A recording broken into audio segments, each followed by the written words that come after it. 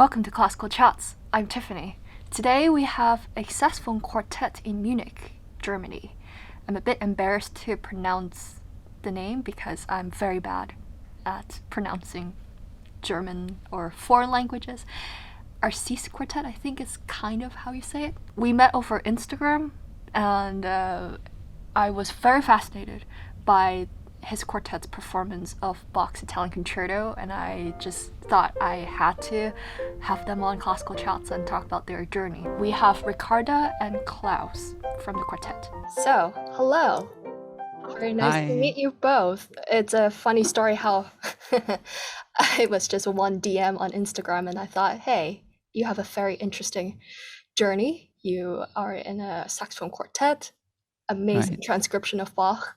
So I have to ask you on Classical Chats. So very nice to meet you. Well, the actual story was that you discovered a mistake which we were playing. That must be so awkward. I unfortunately revealed my bluntness and my real personality, unfortunately. No, that's fine. Everybody but I really enjoyed it. We played it for quite a lot of people. You were the first one. Maybe you catching it.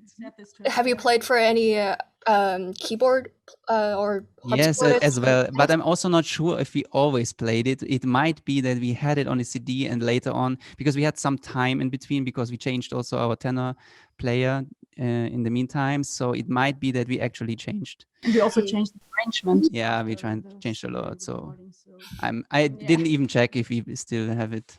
I only know because I've known that piece since I was a child, so every single note just is stuck in my head. So when I heard that note, it was like, oh. Right, but thank you for this. Yeah, I'm excited. So I ask every single person coming on Classical Chats, how did your journey with classical music started, or just music in general? Yeah, well, shall I start? Sure. So as a child, I was always surrounded by music in general, and especially with classical music, because my father is also a musician. He's a trombone player. And so it was quite natural for me to start also making classical music. And I started, I think, at the age of 6 or 7 with the piano. And I did this quite a long time, really intensely. And then with the age of 12, I started also to play saxophone, because I want to learn also a wind instrument. And a friend of mine was playing already saxophone, and I fell totally in love with this instrument. And yeah, so this is my story, how I get to classical music. Yeah. And for and for me, well, it was somehow important for my parents that they are children. I have 2 elder brothers. They all learn an instrument. Actually, we had to learn 2 instruments each, and we all started with the piano. And I'm the youngest, so I had to start also with the piano, and I did quite intensely also piano. I played also the Italian Concerto on piano, and so I should have actually discovered this mistake myself. I mean, it could be my addition being wrong. I don't know. No, it's not. I checked it. No, and yeah, I did this quite a time, and also when I was like 9 or 10 years old, I started playing the saxophone, actually because my father always wanted to play the saxophone and he never did. So I had, and my elder brothers were playing like guitar and percussion. So I was the last chance for him to hear some saxophone in the house. And yeah, I started both, and till actually I started studying in university, I was playing more piano than saxophone, to be honest. But I found it more interesting to go into classical saxophone. So how come? I think we're a little bit offended. Well, you know, the saxophone is quite a young instrument. I mean, it was invented already 1846, but compared to other instruments, of course, it's a very young instrument, and there's not that much repertoire. So there's still a lot to do, a lot of pioneer work. And I thought that's quite interesting. And also that it's more attached to contemporary music. I thought it's very interesting. At that time also, I mean, it is also like this, of course, it's some kind of niche, and you can develop and do alone very much. But of course, it gets also very popular. So there are a lot of people playing classical saxophone. You have to be honest. But well, compared to other instruments, it's still a lot to do. and a lot to find. I think you can really still surprise people when you play classical saxophone because they don't know a lot about saxophone and classical music. So it's really, you have really the chance to bring people who are not as much listening to classical music to the world of classical music with the saxophone, I think. Yeah, because just even last month, I mean, I've played with one classical saxophonist before, but on classical chats, I met with another classical saxophonist, and now suddenly I have a lot more friends who play classical saxophone. Oh, wow. But yeah, it's before that, I always associated saxophone with jazz. Yes. Yeah. Very, very ignorant assumption, but yeah, that was It's always also in our audience. Our audience is the same. We always, not always, but most of the time, we ask the audience who already had contact with saxophone in classical music, and it's, I don't know, out of 500, it's maybe 3 or 5 people ever heard it before. So it's quite a new thing for most of people. Also for musicians. I mean, I have many colleagues who didn't know saxophone in classical music before. Yeah, it's interesting. So when did you decide that this was going to be your profession, that you're going to pursue this professionally? Well, we now I think our ensemble is now 12 years old. So we started at the very beginning of our studies. Claus and I, we met in our saxophone class, and then we decided, because it was also necessary to do this, to play chamber music together. And so we founded the ensemble, and in the beginning it was more just like fun and discovering all the repertoire, because there are some original pieces which exist for saxophone quartet from the around the beginning of the 20th century. And so really? we had to play these pieces. Also, what were some of those pieces? I think the most famous is a piece by Alexander GLAZUNOV.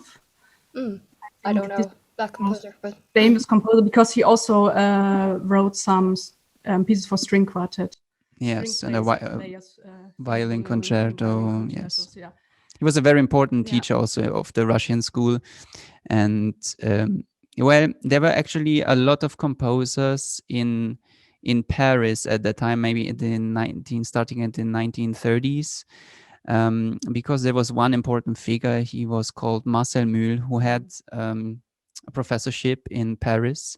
So he tried to approach all his colleagues to write for the instrument. And yeah, at that time there was GLAZUNOV in his last years. I think it was even his last piece he composed before he died. He also composed in a very old-fashioned way, because he came out of this late romantic style. And yeah, all these little composers who were at the time, like Franz Sachs and people like him, started a bit integrating the saxophone. It started really somehow there. There were older pieces, of course, when actually Adolphe Sax, the inventor of the saxophone, was still living. He also, of course, tried to get people to write for it. And then in between, there was a time where not much was happening. Like in the late 19th century, there was not much happening. And then in the 20th century, it started with Marcel MULE again. Interesting. Can you remember the piece you played with your colleague, saxophone colleague? It was Meyer's Creation of the World, or Creation du Monde. I think it was, yeah. La Création du Monde? Is it not me? You made Mio by Mio? Yeah. Yeah. It's originally it's written for orchestra, or? Yeah, it was a reduction for I think it was like a strings and saxophonist. Yeah. Cool. Nice. It's a beautiful piece. It's actually the saxophone takes over the viola part of a quartet, of a string quartet. I've never it's often played in the also ensemble. that position. Yeah. Yeah, it was very interesting, and the rhythmic syncopations were a bit tricky for me. I remember having a little bit trouble counting. Yeah, it's not easy. I think you played it once with orchestra, with Bamberger Symphonica. Yeah. And you told me they also had quite some problems. They had some problems. That makes me feel slightly better. Wow. It's a hard piece. Yeah, I played it in Moritzburg, so I played it in Germany. And it was a fun experience. Moritzburg Festival? Yes. Nice. Cool. It's a beautiful place. It is, the castle. You've been there? I've No. like passed but I was not really there. But it's super famous. There are pictures all over. It's Yeah. just a beautiful castle. But Bamberg, it's a really wonderful orchestra, I've heard. Yes, It is they're really amazing. beautiful. Yeah. What is it like to play? I guess it's not that much of an interesting question, but I don't know. I just I don't know what it's like for a saxophonist to play with an orchestra. I feel like the sound, the balance is a bit different than piano Well, strings. I feel like the sound kind of melts together a bit more. I could be yeah. talking It's actually, of course, the saxophone is actually a very loud instrument. It's actually ADOLPHE Saxo also wanted some link between like strings, woodwinds, and the brass instrument, something in between, not as loud as brass instrument, but the smoothness of winds of woodwinds. So he wanted something which connects both, and I think it's quite he quite nailed it. And it is loud, but somehow it blends very well into the sections. So it is sometimes also not that easy to really stick out. Yeah, Because that's what I was it thinking. melts all the colors. So you can nicely play along, but to really stick out, you have to find something with vibrato or something to really stick out. Yeah, because it has such a warm tone. Yes, and if there is in general already some mass of sound, you just easily blend in. It's you have to be really careful if you shall stick out, of course. Otherwise, it's easy. But you shall always stick out when it's written for saxophone. Yes, it's always true. like just one solo, a few bars, and that's it. When That's you're playing with orchestra. You have to be good in counting pauses. But I feel like all orchestra members are quite good at this. It's just pianists, usually when they're soloists, they don't have to sit there and count. Well, I don't know for the first strings because I was watching. I was actually live in the hall at a live stream of Bayerische Rundfunksymphonie Orchestra, and there was like a trick question, like what is the most difficult part for strings in the orchestra, and the guy said counting pauses, because they basically never have pause. That's true. Yeah. Compared to maybe harp, who is the master of counting pauses. It's an art. It's an art. Yeah, I don't know. It's definitely not my forte, but actually, when you were talking about how instruments together blend in and sometimes it's a bit hard to stand out, my first impression of your quartet was the Bagatelles Concerto, and I found it very fascinating how you divided up all the voices, and of course with Bach, it's very frequent that it's involving 4 voices, so it kind of everything just worked so well, all the entrances and the layering. Can you explain to me how that process was like to transcribe? Well, yeah, actually, I thought yeah, sure. I think it was not that difficult because, as the name already says, it's some kind of concerto. So you have always like a leading voice and the other one is like a accompaniment. So it's easy to see what he actually wanted. So it's quite easy actually to transcribe, and it's not really full accords. So full harmonies is really rarely. So it just fits for 4 voices very easily. And well, we also had the great opportunity because we did the arrangement by ourselves to check everything, to experiment here in our rehearsing room, and so we really took a long time to for the arrangement, and that was quite I think quite important. What made you choose that piece in particular? Oh, I can't remember. Oh, that's a good question. I think we heard it by some colleagues. I guess so, yes. It's quite. And then we thought, oh, that's really fits well for saxophone quartet. We also want to play it, but in our own arrangement, and that's Yeah, you have to know it's quite a common piece to play. We were not the first one to play it, so. Yeah, but still, I think it was really well done. The video concept, what? I think we are the first ones with the video of it, or probably, yeah. I don't know. I'm not sure. It's possible, but even if not, that definitely deserves some attention because how did you come up with that concept of filming in the subway? Well, yeah, I think I had it, but I cannot tell you why. I just had this image of that these four players meet at one point. So we're going like, you see in the beginning like a split screen where we all take the subway, and then we are playing on the platform together. I had this in my mind, and I think it was also the contrast between Yes. Baroque music and this urban style in the underground. I think. yeah, probably this Yeah. was also some kind of motivation for it. And then we just we didn't think too much and just went for it, because it was actually the first time we did a video ourselves. We had like a crowdfunding where we got a lot of equipment. So the crowdfunding was about having our own content creating studio with audio and video equipment. So we bought everything, and this was actually the first try to do it ourselves, because we were quite unhappy always with people like recording us video or taking photos of us. So we Jure, our colleague on the baritone saxophone, he started taking his own photos of us, and he practiced like some not years but months, maybe 1 year with us, and then he bought also a very good camera, and now we do our own photos. And then we said, okay, when we can do photos, we do the next step, do some videos, and now we are doing also our own audio recordings. So learning by doing. Yeah, that's definitely also how I've been going about everything, just learning by doing. But that's still really amazing production, though. I would not have guessed that it was the first time for you. Yeah, it turned out really good. Now the it's very high standard, so we have so to what's get even next? better. So we have to be careful what we do next. Yeah, I definitely know that feeling when I make a good video on YouTube and then I see the view counts going higher and higher, and then I'm thinking, oh no, what do I do next? Everyone will be so Difficult. disappointed. No pressure, no pressure. So It what's goes in next, waves, though? you know. Yeah, It goes in waves. yeah. But what's next?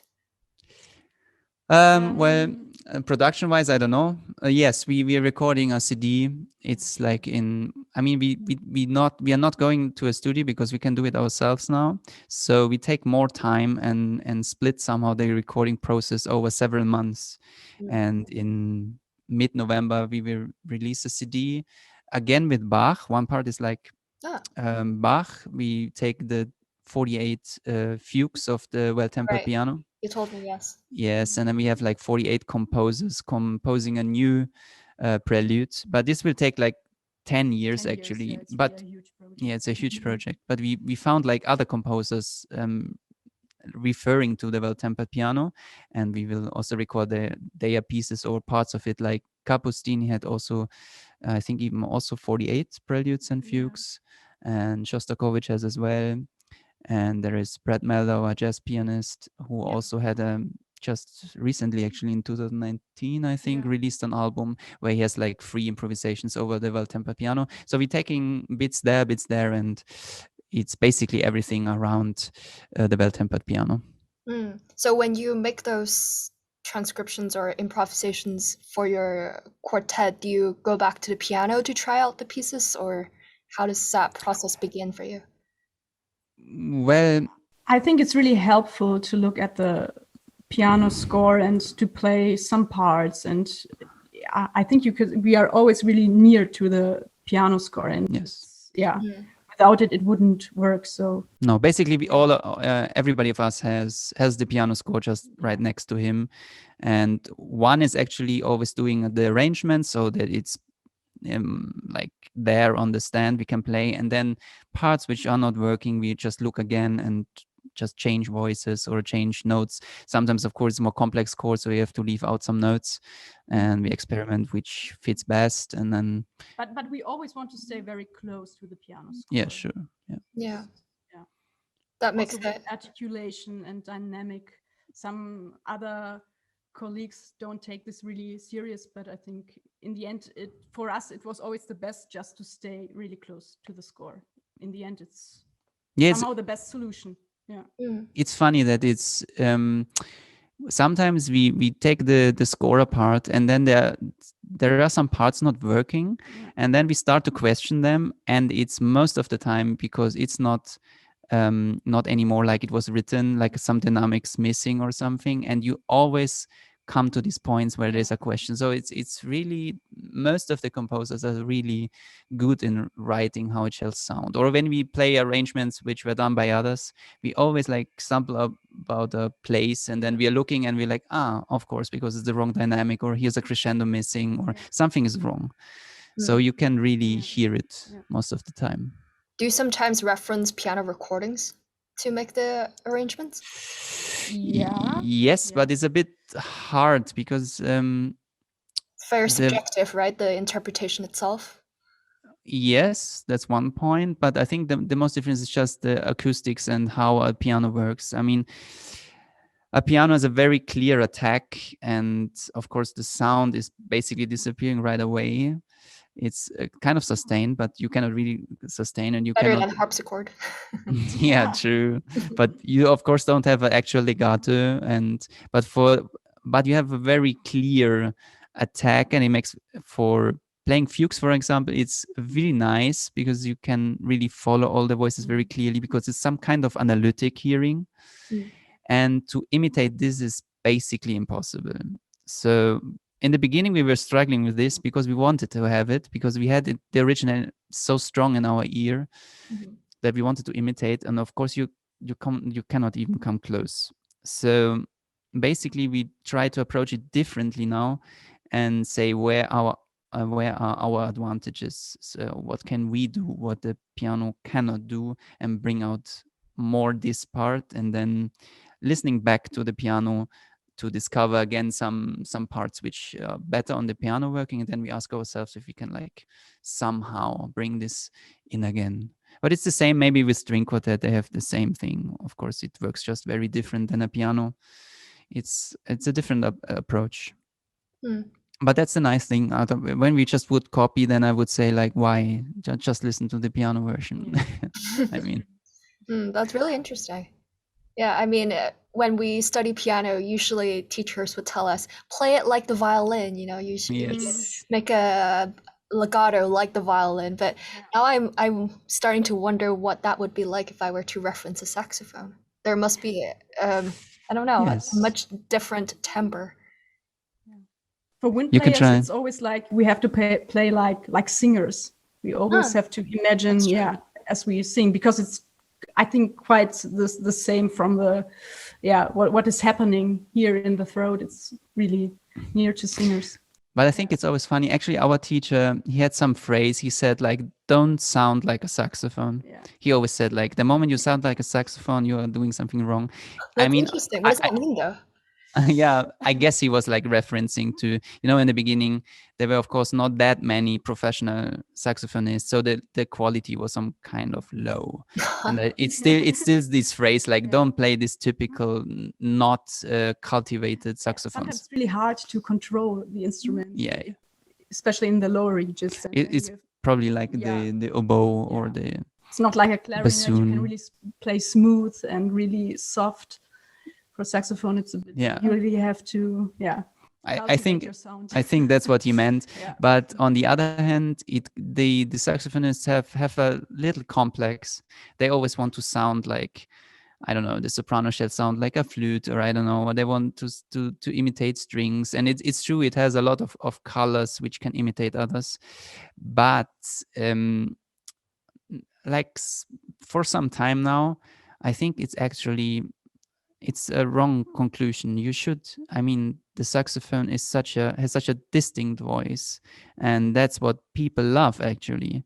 So you should actually find this sound. It can be, of course, it shall be not uncultivated or whatever, but find the saxophone sound, find the advantage of the saxophone.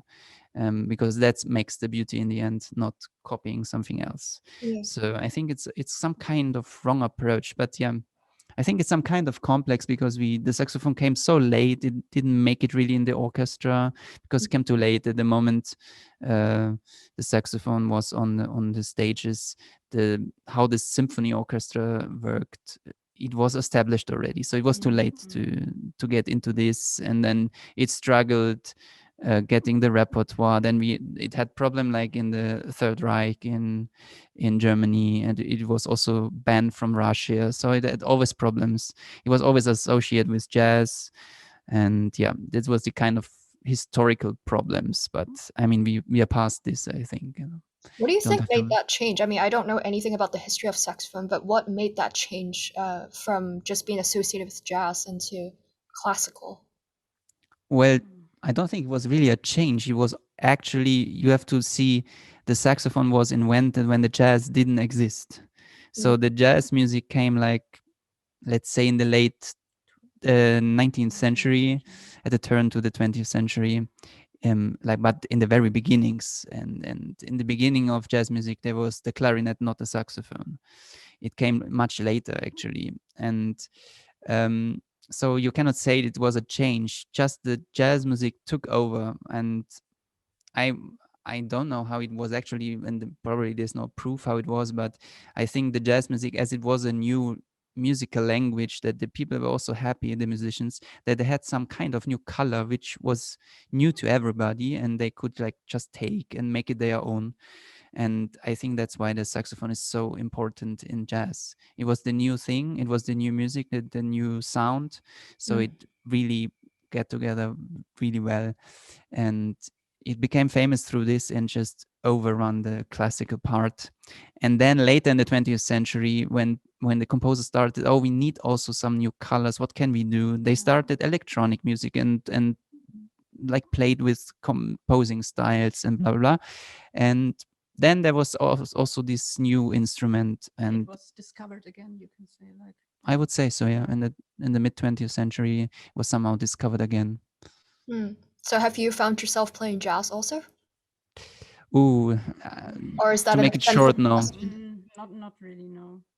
I also love completely. jazz music, but I think it would take a lifetime again to do it really well. So Yes. yeah. I only asked because we talked a lot about the saxophone's history being so related to or associated with jazz, but otherwise I completely agree with you. If people ask me if I can play jazz, and I'm like, no. But I think it's a pity because in general, jazz music has a lot of potential where classical music could learn something, even taking away the approach of improvising, which would be super nice if we also would have been taught this. I mean, it was always part of classical music long time, and somehow it just went away. That's really a pity. But this is a general problem. It's a general problem. No, it has nothing to do with saxophone itself. But I don't know. It's also it's the same also for other instruments. So also here, no particular saxophone problem. But I think jazz musicians, they're looking more for their personal, really personal sound, their personal approach, their personal creative approach to an instrument and to music. And I think in the end, that's much more interesting and should be cultivated in classical music, because in classical music, you are taught this strange ideal of sound where you have to get one day, and you never approach it, and it gets frustrated. And I think it's much more healthy and much more interesting to actually say, what do I want to sound? What do I have to give to people to make it interesting? What's my voice and my ideas? I think it's just possible for really mature classical artists who go this way. But yeah, because everything else is already done. When you take the Beethoven sonatas or whatever you take, it's done million times, and everything is a little copy of something else, and you have to be the playing ground is very narrow in classical music. I think it's a pity in the end.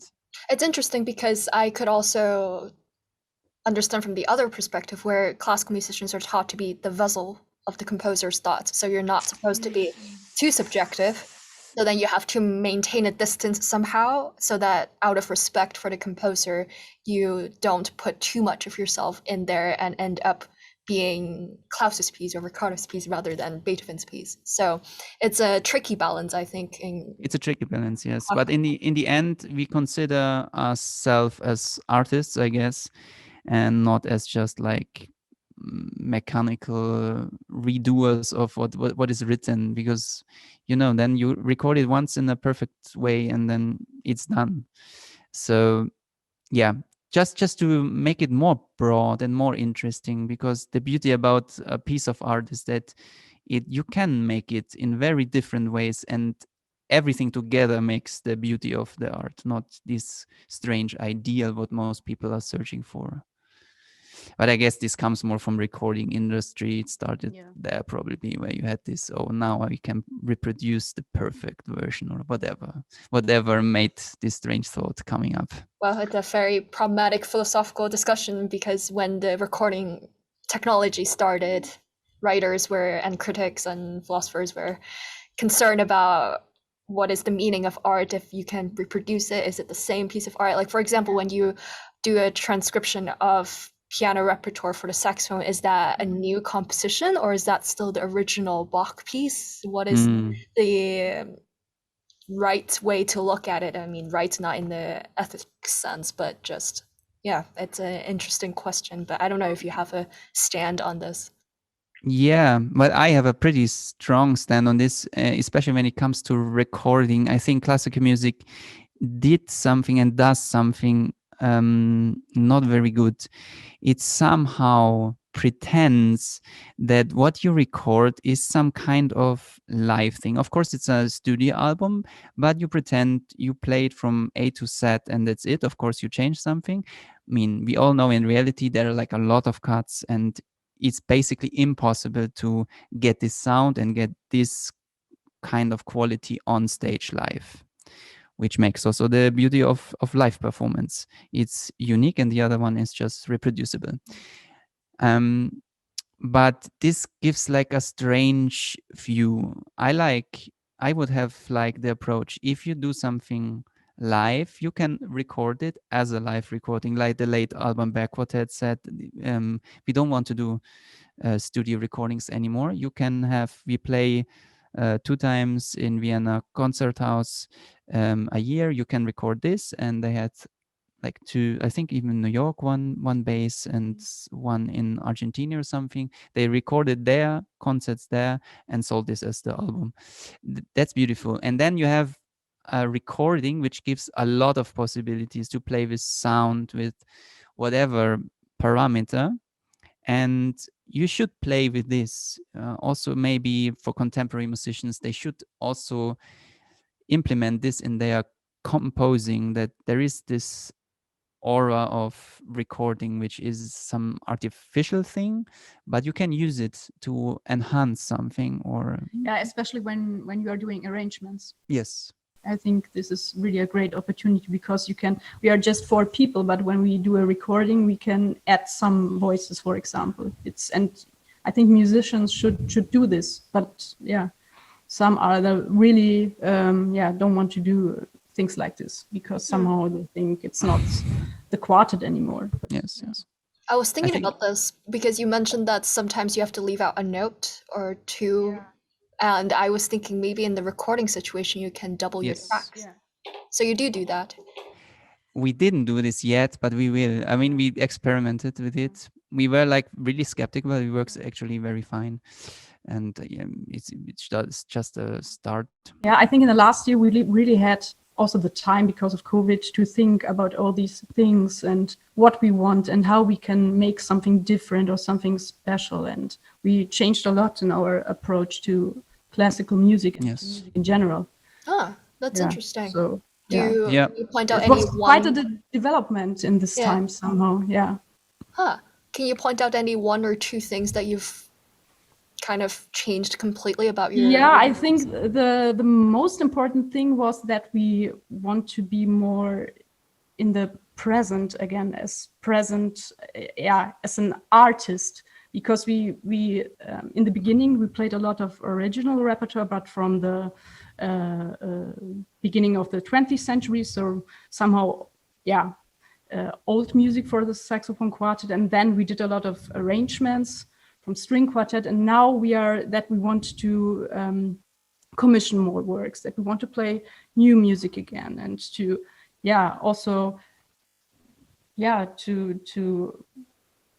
find different approaches to sounds, like electronical things, or to be just more open-minded. And this was really a process. Yeah, basically we started to ask a lot of questions, I think, to everything we did. Like, what does it mean to play a concert?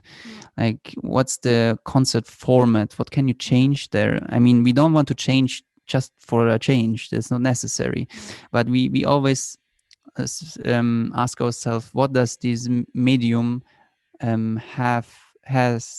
what does this medium have unique opportunities which others cannot? So in live you can do some stuff which you cannot do on a recording, and vice versa.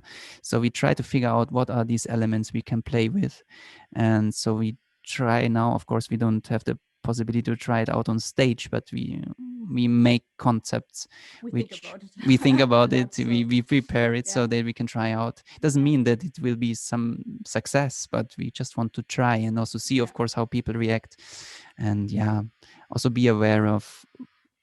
Or we started to ask us, what is art actually? Why do we call us artists? Where can we bring in this thought of artistry? And as I mentioned before, not just playing the right notes or something. In the end, to be more artists than saxophone players. Yes. Where do you think is the line of distinction? I love this topic, by the way, because these were the very questions that really inspired me to pursue philosophy when I was in university. So I'm curious about this thought. Well, as a saxophone player, you are doing what you do, I guess. You play the saxophone. You're so focused on technical stuff and on, I don't know, it's quite limiting, and of course you also come out of a university approach, which is a clear school and has tradition, which is all important to know. And we also got all this chamber music tradition, because we were in the European Chamber Music Academy. We studied with like world famous string quartets, and we were really, really happy about this. And this was our world and is still our world. I think it was also necessary to have this input to, It was absolutely necessary, but then you have to probably find your own way. And I mean, you're living in the here and now, and that's why you have to start to question what are you doing actually, and how can you have a more holistic approach to it? As I said, like, I cannot improvise, for example. I can improvise, but not really well. So but as artists, you have a lot of elements you can play with, not only notes. You can have sounds, and you can have a technical approach. So we are technical, pretty advanced with cameras and projections and whatever. With the light in the concert or whatever. It's nothing which shall distract from the music, but enhance it. Like, of course, there's always these two questions. You can, of course, take also everything away and you can dress everything in black and put the lights very centered. Of course, it works. Then there's just music. But I think it's also possible different. So we try to see what works and what doesn't work. So it's more of an experience. Well, we want to of course, to find something concrete. So we are working really hard to have already. It's not just an experiment. We really have an end result there, which we present in a big concert. For example, we are preparing something for November, like a self-organized concert where we try out most of the elements, and then when it doesn't work. But we do our best to make it work. Well, let's see. I'm supposed to be in Germany in November. Maybe I will be nearby. Then we keep in touch. Yeah, I mean, I've never been to a saxophone quartet concert. I would be very intrigued. You get free tickets, but just because it's you. Thank you. Okay, last question. Since, as you mentioned in the very beginning, that out of 500, very few people associate or understand saxophone as a classical instrument. So if you were to introduce the genre and the instrument of classical saxophone to new audiences, what are 2 to 3 pieces that you would recommend them to listen to? Usually I ask this a little bit beforehand, so I'm sorry for putting this on the spot, but something that I've been trying to do is for each guest, because they come from such different backgrounds, to recommend some pieces for a playlist that they can then listen to after the episode. So do you have any thoughts, ideas? Yes. Well, I would start. It's not the strongest piece of Debussy, but he has a Rhapsody written for saxophone. It's not very solistic. I mean, it's a solo piece, but the saxophone has not like crazy much to do, but it's a very beautiful piece. So if you're new to it and you're more coming from a symphonic perspective, I would definitely go for this because it's a very beautiful piece. I did not know that he wrote one for saxophone, and I'm always very fascinated by his orchestration. I think they just have the most beautiful sound world when I listen to his symphonic works. So Yes, true. I think another really perfect piece for a saxophone quartet is 6 Bagatelles by György Ligeti. It's I don't know, somehow an arrangement of Musica di Jakarta, but he himself approved the piece. So, and we played this really often years ago, and I think all the different colors of all the instruments, from soprano to baritone saxophone, it fits really, really well to get to know the saxophone quartet. Yeah, is it very virtuosic? I'm just thinking of Ligeti's piano pieces that I never dare to touch because they're so complicated. It is somehow, yes. There's a lot of articulations, differences, right? Yeah. Right. It must be a very tricky piece. Well, we had some kind of symphonic piece now. We had a quartet piece, chamber music piece. So I would go for a sonata, and I would probably pick Fuzzy Bird. So it's a beautiful sonata. It's written for a very good Japanese saxophone player. It's called Tsugawa. And that brings out also very, very good the possibilities and the sounds of an alto saxophone. It's a very good piece. I'm very excited to listen to this. Thank you. You're welcome. Yeah, I think that's all the questions I have for today. Anything else you want to add to end the chat? I think we made quite a journey through saxophone history. So thank you for the invitation. Thank you very much. Thank you. Well, that was a very interesting conversation. I did not expect the philosophical direction it went, talking about what it means to be an artist versus being a saxophonist. So I hope you enjoyed our chat. Be sure to check out our other episodes of Classical Chats on YouTube and or on your streaming platform of choice for the podcast version. In the meantime, I look forward to the next conversation. Bye.